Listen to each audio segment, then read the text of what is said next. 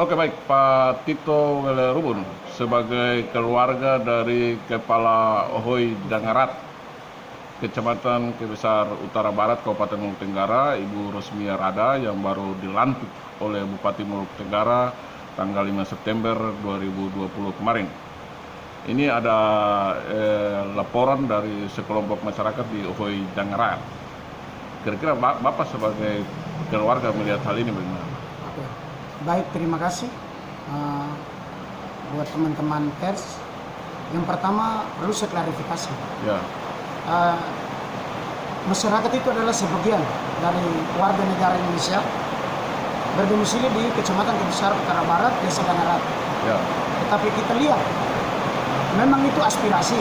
Tetapi kalau mau hak dan kewajiban ahli waris, maka mereka tidak punya hak. Ya. Perlu saya tegaskan supaya publik bisa mengetahui bahwa memang garis lurus itu tidak bisa pakai garis datar atau garis miring.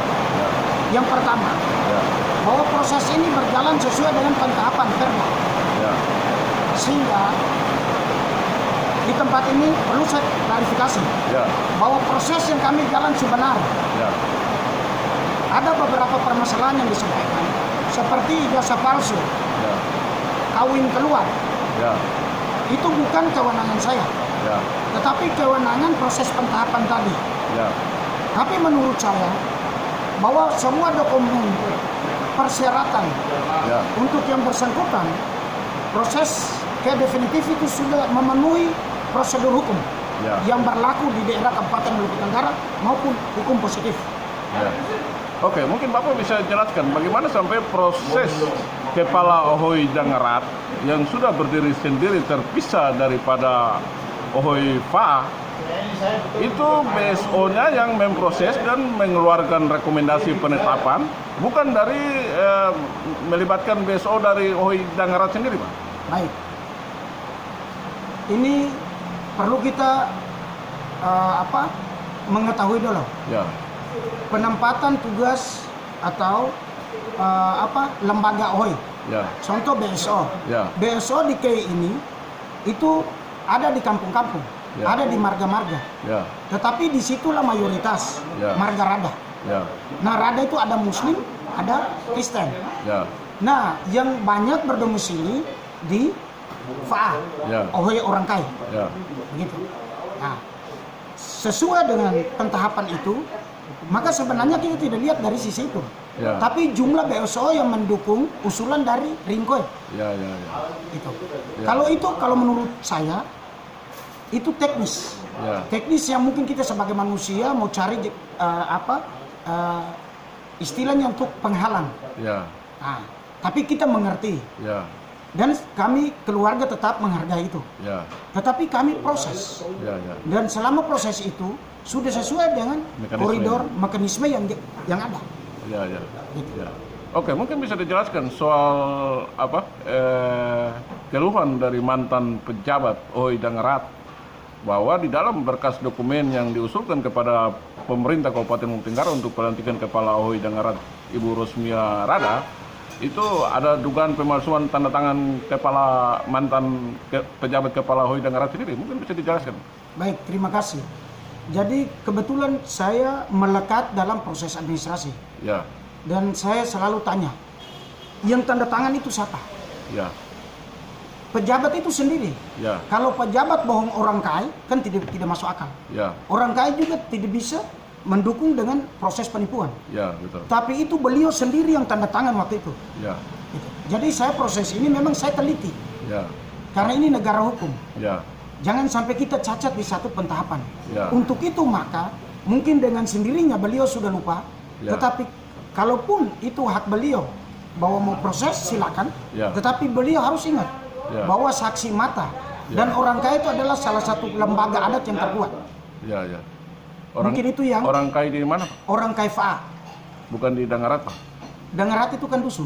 Dia tetapi kan proses pentahapan Kepala OHOI definitif ini kan mulai dari Ringkoi masuk ke pejabat, Ringkoi masuk ke BSO, BSO masuk pejabat rekomendasi ke orang kaya ke raja untuk pengukuhan, pemberkasan ke kecamatan, kecamatan ke PMD dan hukum. Iya, ya. Oke, bagaimana Bapak melihat Camat Kebesar Utara Barat dalam memproses berkas pengusulan? Ini kan calon tunggal, tapi kenapa terkatung-katungnya termasuk cukup lama dari tahun 2019 kemarin, Pak? Ya, baik. Jadi dari sisi pelayanan publik saya berikan apresiasi kepada camat.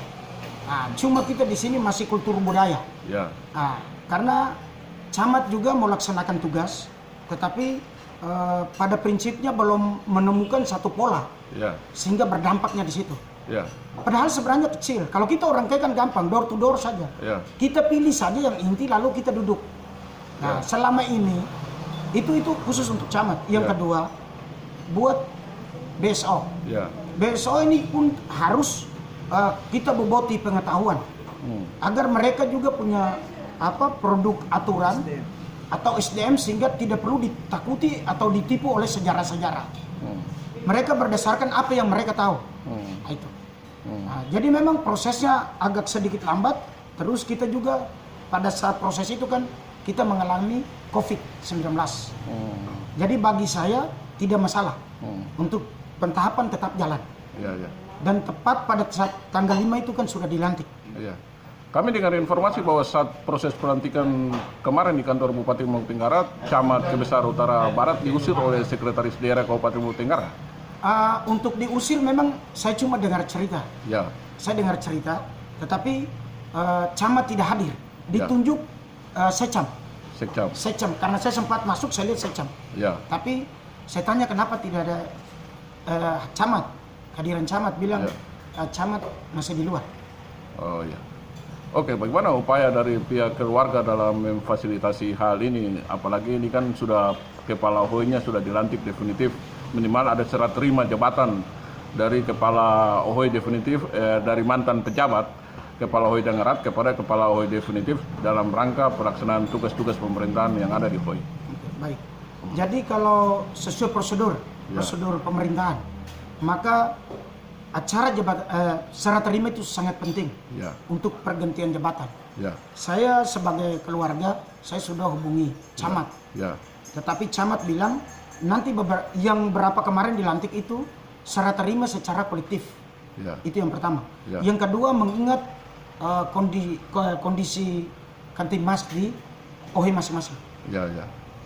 Mungkin itu penjelasan. Oke, mungkin saya minta klarifikasi satu hal terkait dengan pernyataan dari mantan kepala pejabat OHOI Dangerat bahwa belum dilakukan serah terima jabatan dari mantan kepala OHOI Dangerat kepada kepala OHOI yang sudah dilantik oleh Bupati Maluku Tenggara, tapi informasi yang diperoleh dari pendamping dana desa di OHOI Dangerat bahwa kepala OHOI Dangerat Ibu Rosmia Rada sendiri sudah membuka rekening bank untuk mencairkan dana desa. Tahap kedua OHOI Dangerat tahun 2020. Kira-kira bagaimana? Baik, terima kasih. Jadi memang pertanyaan itu bagus supaya kita harus klarifikasi untuk masyarakat harus tahu. Publik juga tahu.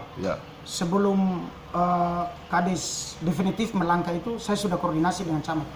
Dan saya juga bekas pejabat yang tugas di Utara Barat, kepala seksi PMD. Saya usul buat camat untuk lebih bagus daripada keluarga nih tuding menuding soal aset atau keuangan, maka kita harus mengadakan proses serah terima.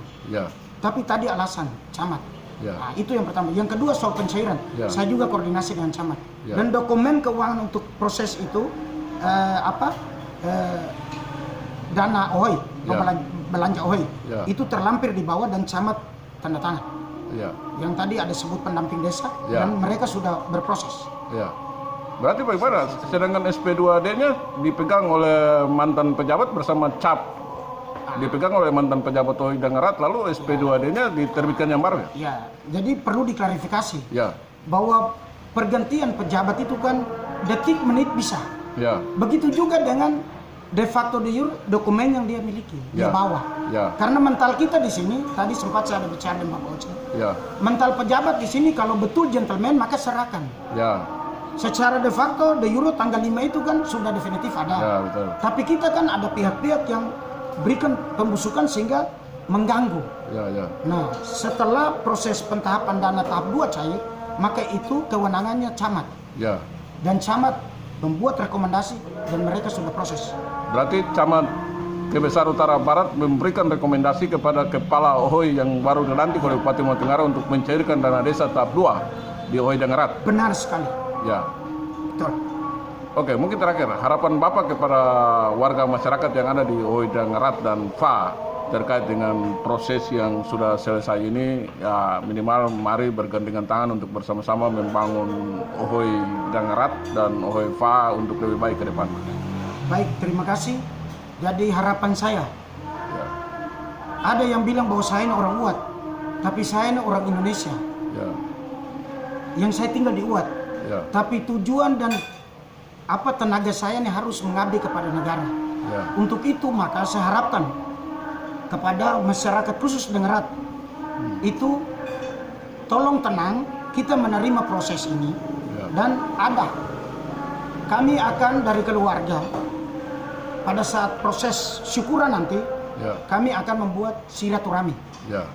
Rekonsiliasi. Silaturahmi. Ya, rekonsiliasi internal khusus. Ya. Saya sudah bilang bahwa saya akan buat Dangerat baru. Ya.